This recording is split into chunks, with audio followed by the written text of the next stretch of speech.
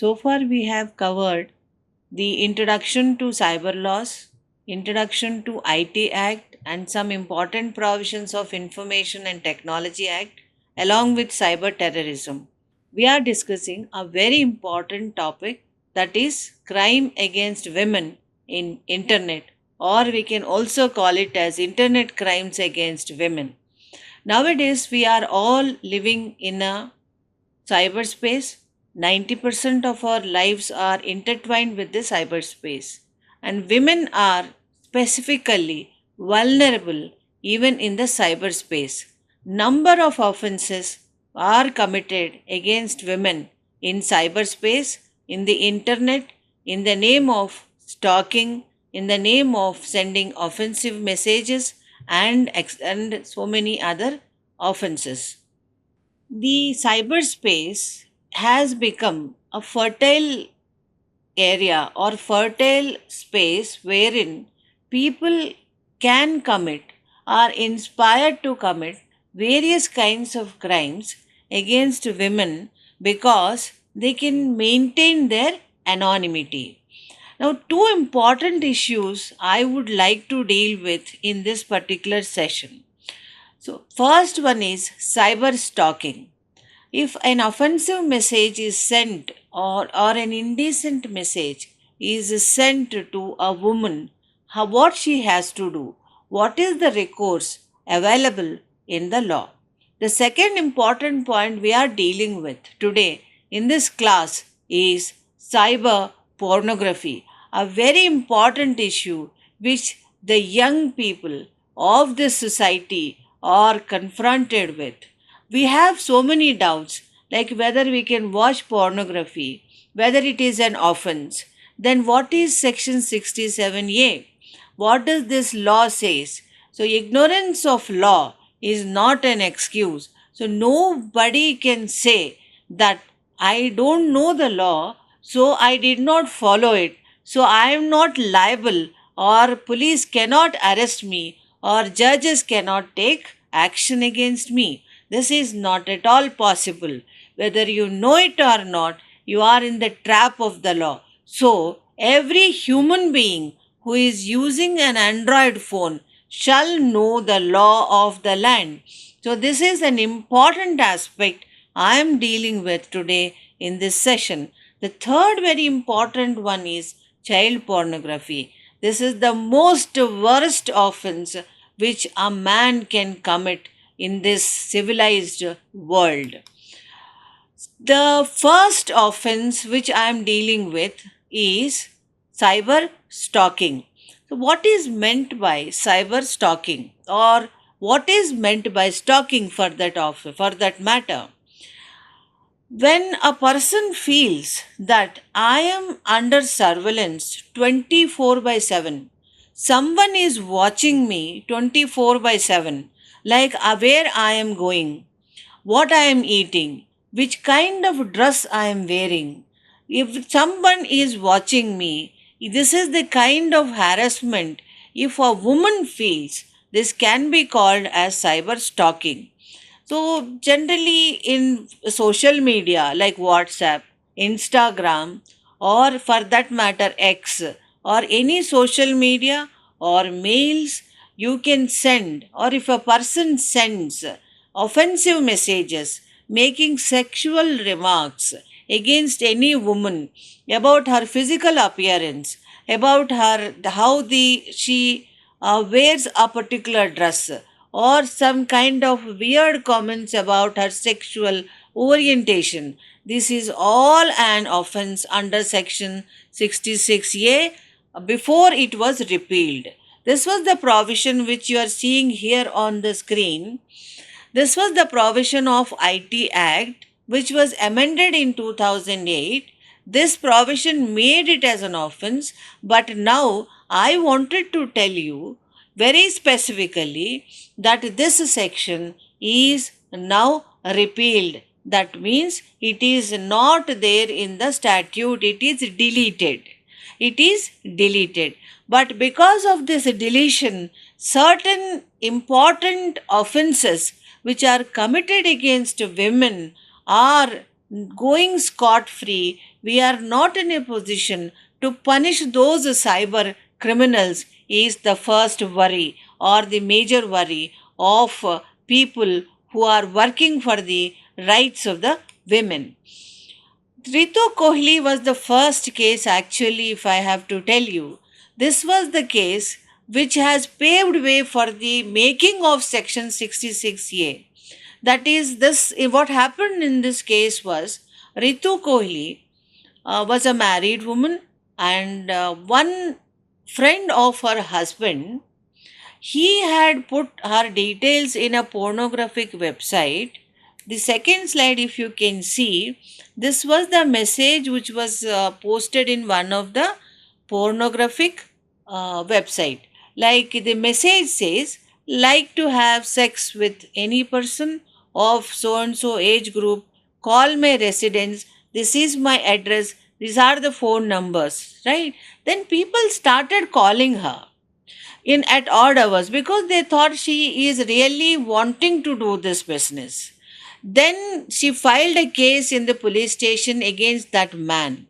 But what happened is, since there was no law at that point of time, police have registered a case under outraging the modesty of women of Indian Penal Code. Indian Penal Code was the law then, but ultimately nothing has happened because that is not an appropriate law.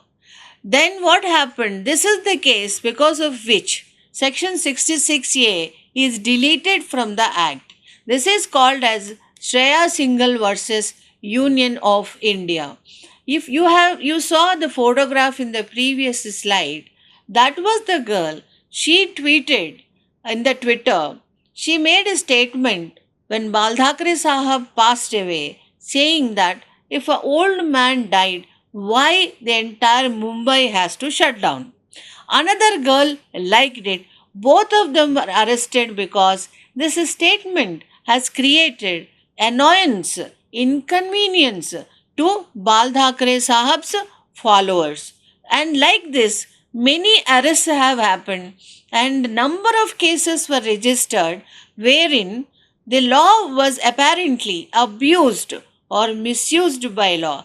Like if you make a very genuine comment also about a particular politician, like one MLA, one MP, one chief minister, those people were arrested. There are cases in which a person, a journalist, has made a caricature against a particular chief minister, he was arrested. If it is a genuine comment also, people were arrested under Section 66A.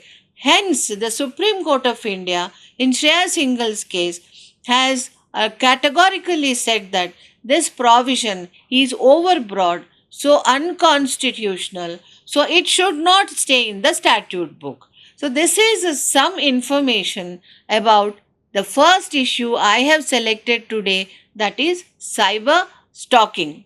The second very important offense is pornography or cyber pornography. Section 67A of the Information and Technology Act deals with this particular aspect. Now, all of us have Android phones in our hands and we are exposed to this pornographic content. Irrespective of the age of the person, starting from a 5-year-old child to 85-year-old person or even more than that, all of us are exposed to this content. The first question which comes to our mind is whether I can watch pornography or not. If I do am I committing an offense, right? If I am not committing an offense, what is this Section 67A does? The third important question is, as a civil society, all of us have to think about this. That is, whether we should allow this pornographic content to stay in the cyberspace. Can we block it? Is it technically possible?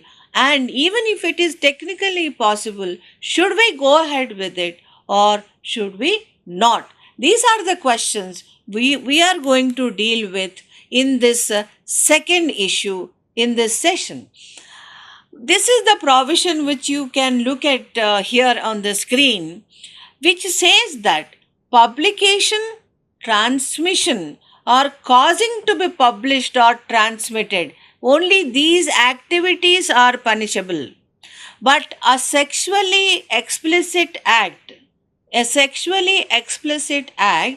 it is committed by the actors, the porn actors, they are not liable for acting in that film. One, please try to understand. Second, the last point also is important. Watching pornography is not an offense in India as per the present law. You can watch it, but the same pornographic content cannot be watched in public, because if you do so, this is an offense according to the earlier Indian Penal Code and the present Bharatiya Nyaya Samhita. It amounts to public nuisance.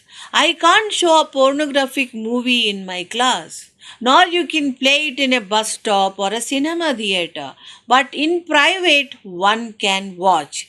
Then what are the things which are punishable? The ancillary activities, like you cannot send a pornographic movie to your friend or to anybody for that matter.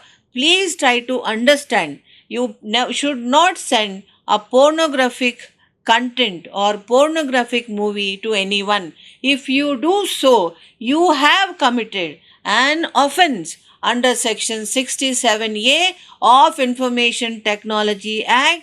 If you can see the punishment, it is this particular act is punishable with imprisonment up till 7 years, and the fine also may go up to 10 lakhs of rupees. So this is a grave offense, and one has to keep in your mind as to what should you do and what you should not.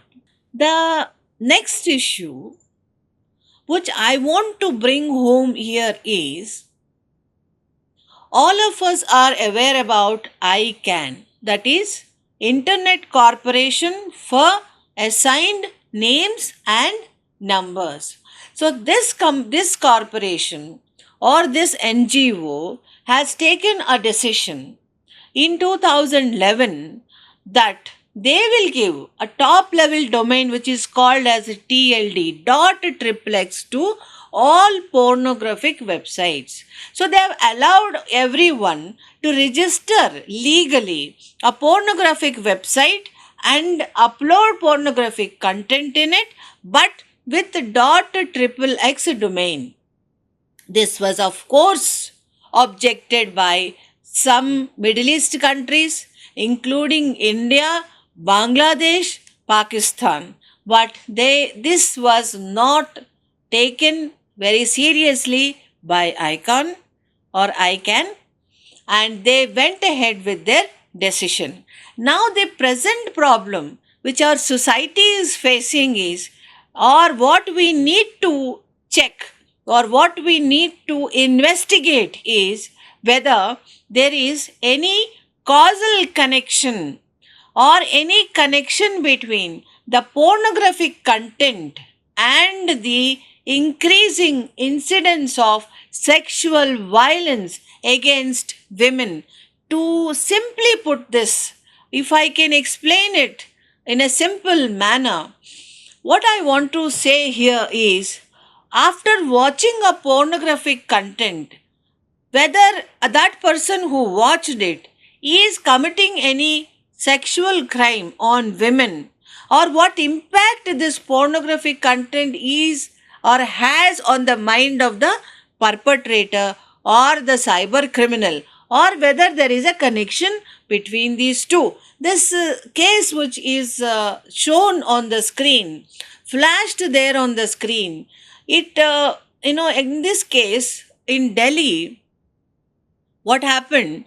A 5-year-old child was raped by a 22-year-old man, and she was found in an unconscious condition in the cellar of an apartment. And she was, of course, taken to the hospital, and luckily she survived. But doctors have they retrieved one parachute coconut bottle from her vagina, two, three candles, and few pens from her vagina. And the investigating officer of this particular crime, he has observed or he recovered 294 pornographic CDs from the scene of offense. So, this is like this. Nowadays, the police department categorically says that wherever a crime is committed, which is of the nature of sexual in nature or in the nature of rape or gang rape, they are finding this kind of content in the scene of offense. Now, I have told you earlier also that you can watch in private but not in public. But if you can see this particular photograph, these two ministers of Karnataka Assembly, they were found watching rave party video sitting in the assembly proceedings. Now the question is whether they are liable or not. They are liable normally because that is a public space. Okay, section 292 of the IPC says that this is an act of public nuisance. But assembly, again, they have their own privileges. So this law is not applicable there. The speaker can take action against their misbehavior. Now, I have told you that in this society, we have to discuss about whether we should allow the pornography to stay or we should block it. So there are people like John Stuart Mill, Ronald Dworkin, philosophers. They are all American philosophers, and they say that pornography is a form of freedom of speech and expression. It's also a form of freedom of speech and expression. So, you should not curtail this freedom. It's a very important freedom which has to be enjoyed by every human being, right? Then the idea or the opinion of the psychiatrists also, which matters. Psychiatrists say that the rapes are not just happening because of pornographic content.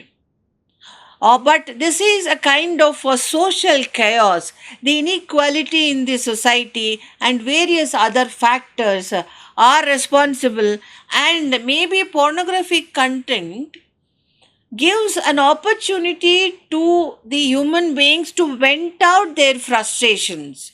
So this is the view of the psychiatrists. Then this is the commission appointed in US called as Meese Commission report. The Meese Commission was particularly appointed to find out the fact that whether there is any connection between the sexual offenses committed against women and others or children and the pornographic content. The commission has said that we did not get any evidence to say so, so it seems there is no connection. Now we are going to the other side of the coin. These are the theories, these are the arguments which say that no, pornography definitely has a causal connection with the increasing sexual incidence of crime. That these are the people who fought against pornographic industry. You can see on the screen, Mackinnon, she says the pornography or this content is nothing but it is the inequality between men and women that is what's sexy about pornography. The more unequal, the more it is sexier. Pornography is defamation, gender discrimination, and it is a new kind of terrorism. Then there is another feminist and also sociologist and a social reformer, Andrea Dworkin, you can see there over the screen. She says that pornography sexualizes and maintains inequality by promoting women as inferior and subordinate to men. Pornography is a sexually discriminatory act and shall be legally actionable as such. Then if you look at the people who are working in the industry, 97% of the people who are working in the pornographic industry, they are not doing it voluntarily. They are all forced. They are all forced. This is the statement given by the lead actress in one B grade movie called as a Deep Throat, which was very famous at one point of time in England. You can see there the screen on the screen the photo of that particular movie. She says this is her statement. Every day I either got raped, beaten, kicked, punched, and degraded or yelled at. Sometimes I got all the above. And strangely, all this has happened at the instance of her own husband. And this will be the plight of many people who act in the pornographic industry. Then this is one American case called as State versus Herberg, which says that the state of Minnesota, the court of Minnesota, says that yes, there is a causal connection. If you can see here, David Herberg, he forced a 14-year-old girl into his car and then he tried to rape her, and then he has committed number of perverted sexual activities which you can read here on the screen, that he made her bum her own flesh with a cigarette, defecated, urinated in her face, and compelled her to eat her own excrement. He strangulated her to the point of unconsciousness, cut her body several times, then returned her to the place where he had abducted. The court of Minnesota, I want to emphasize here, it categorically said that he was giving life to some stories he had read in various pornographic books, right? And officials have seized those books from the perpetrator or from that criminal. Then this is another view coming from the Supreme Court of Canada. In R versus Butler, the Court of Canada said that yes, it looks like there is a causal connection between the obscenity and the risk of harm to the society at large. While watching pornography, a person must be very careful. He shall not send that particular pornographic content to any person via social media or through mail, because sending, transmitting these two activities are punishable by Section 67A of Information and Technology Act. You should not send it even through WhatsApp, because that is also covered by the Information and Technology Act. The third important offense, a very heinous offense, as I have already said, the child pornography, this I will deal with in detail in my next session, the law relating to it, what are the various methods and modus operandi used by the cyber criminals in the normal www, the regular internet, and also in the deep web or dark web. With this, I am closing this session. Thank you very much.